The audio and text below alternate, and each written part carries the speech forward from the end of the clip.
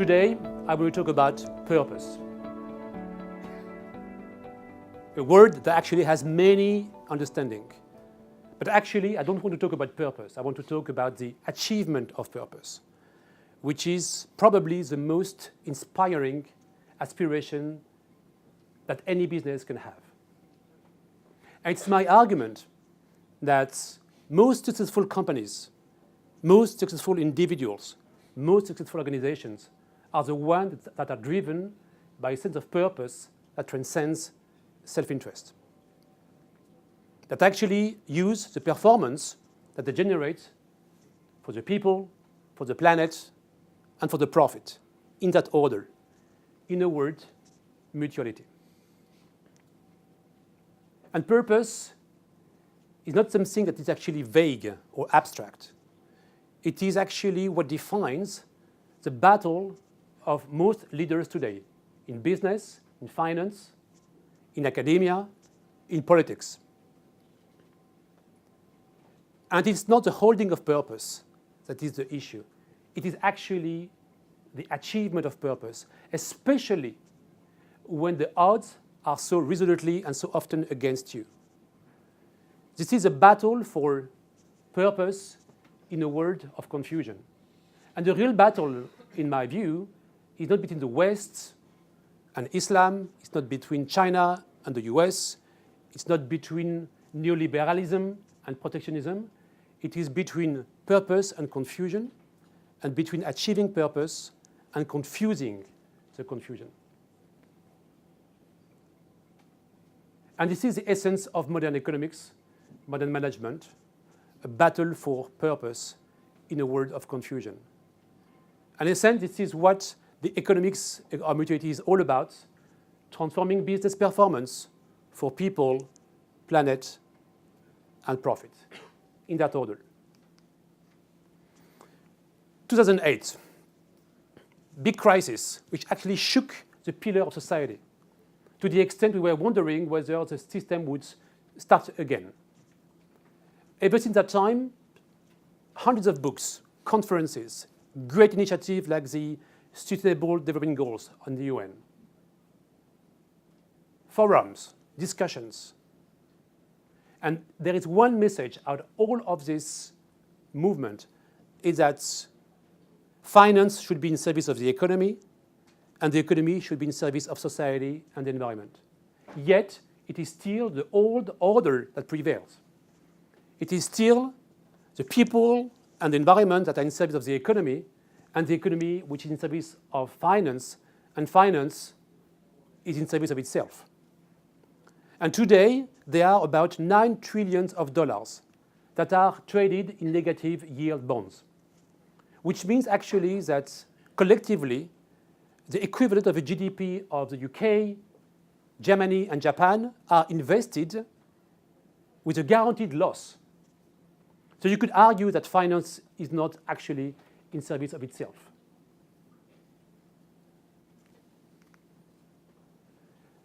Two years before this crisis, I was just actually appointed to my position of chief economist and managing director for Catalyst. And I was involved in a very unusual conversation between a shareholder of the company and its management team. And the question was, what should be the right level of profit for a company like Mars? And at that time, it was not because Mars was not making enough profit, it was because there was a worry that we would make too much profit, and that making too much profit, someone somewhere in our ecosystem will be squeezed, and that every chain is as solid as the weakest link. If one link breaks somewhere in the ecosystem, the whole system will be disrupted. And the cost for repairing such a broken system would be much more than the few percent of profit we can make in the short term. That was the question. It was the most amazing question you can receive as an economist. And when we took this question, we did our research. And we found that it is not a new question. It's been part of humankind for 1,000 years. I just quote here King Solomon 3,000 years ago. A man may give freely and his wealth will increase, and another may keep more than is right, but only comes to be in need. Blind spot in the literature. This question has never been studied over the last 40 years in a meaningful way. Answered only in one way: as much as you can. And this message of maximizing profit for the benefit of shareholders has been actually the hypothesis that has been driven the entire business over the last 50 years. And as a matter of fact, it worked. I show here the profit and growth of 3,000 companies over the last 50 years. You can see actually that the growth is kind of volatile, right? But the profit has increased tremendously like a straight line. The question you can ask yourself is that, is this a natural law or is this an ideology? If it's a natural law, it will continue and improve. If it's an ideology, it will collapse. Other consequences. The remuneration of capital and skilled labor is actually the great beneficiaries of this movement. But you could argue, why would the ownership of capital be better remunerated than the ownership of talent? Again, it's a hypothesis, which actually the system has created. The planet. 50 years ago, collectively, we needed 0.7, 0.8 planets to operate. Today, we need 1.7 planets, and if we continue to consume the way we consume, we will soon need 2 planets. So you don't need to have a PhD in economics to understand that something is going wrong. And as a matter of fact, this is a survey that took place in Europe. The trust index in business leaders is as bad as the trust index in politicians. Only a third of the population believe that business leaders tell the truth. This is the bad news. The good news is that we are also at a time when 4 different forces are shaping the world. The first one is that we are dealing with new form of scarcities today. And economics is nothing more or nothing less than the management of scarcities. 50 years ago, financial capital was scarce. So we invented financial capitalism to address this form of scarcities. 50 years later, financial capital is overly abundant, but we have new form of scarcities. But yet, our economic model is still producing in abundance something which is already abundant. Again, doesn't make any sense. So we will shift to a new economic model. And it's not ideology, it's just rational thinking. The only question is whether we will shift to a new model peacefully or through catastrophic events. I am an optimistic. I really believe you can shift to a new model peacefully, but we need some fundamental changes in the way we measure value and we manage the value creation process. Second big shift that happened, the size and the influence of multinational corporations has increased tremendously. Even a company like Mars, which is a medium-sized company in terms of revenue, has a revenue which is twice the size of the GDP of a country like Côte d'Ivoire. So already the CEO of Mars has more power than many nation states. If you think about also companies like Apple or Amazon, who actually have their market capitalization is around $1,000 billion. It's more than the GDP of many nation states. And these people actually, and management team around them, have more power. Yet they are ill-equipped to handle the complexities and the problem that the size have created and confer on them. The third element is an explosion of what is called the base of the pyramid, bottom of the pyramid, the new middle class coming from China, Africa, and India. Great news, but putting a lot of pressure on the ecosystem, therefore requiring a new mode of profit making and also a new mode of value creation. And the fourth one, which we are actually at the heart of it, is a move from the service economy, in which we used to be until 5-6 years ago, to a new economy which is driven by digital. And the interesting bit about the knowledge economy is that the digital economy is not financial capital intensive. You don't need much money to create a successful startup. But it is human and social capital intensive. KPIs that we don't measure today. So is there a future to capitalism? My answer is yes, but not in the current form. 10 years ago, we took this question, what is the right level of profits? And we started a journey which we are finishing today, at least conceptually. And that's why we feel very proud and humble to say that it is truly a breakthrough methodology. Why is that? It's based on 3 Copernican revolutions. You remember Copernicus? He's a guy who just discovered that the Earth was no longer at the center of the universe, right?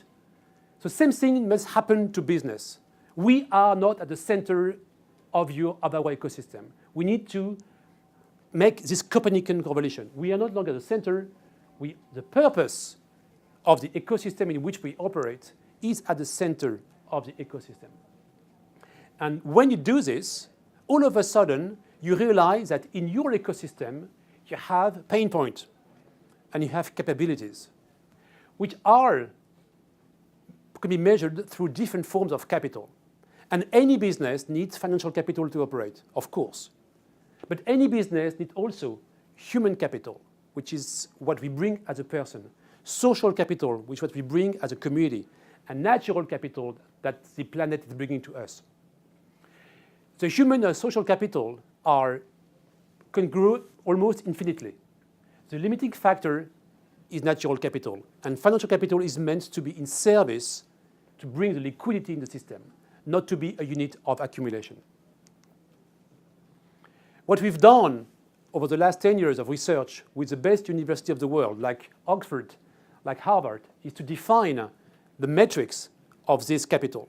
And we found actually 2 breakthroughs. The first one is that it's possible to measure this KPI with simple, stable, and actionable metrics. You don't need to have a PhD in ecology and sociology to understand this. The second breakthrough that we found is that these capital are correlated with the financial performance. In other words, as a business, when you invest in the social, human, natural capital in your ecosystem, not only you are a more impactful organization on society and the environment, but you also perform financially better. This is the breakthrough innovation that we found with our academic partners.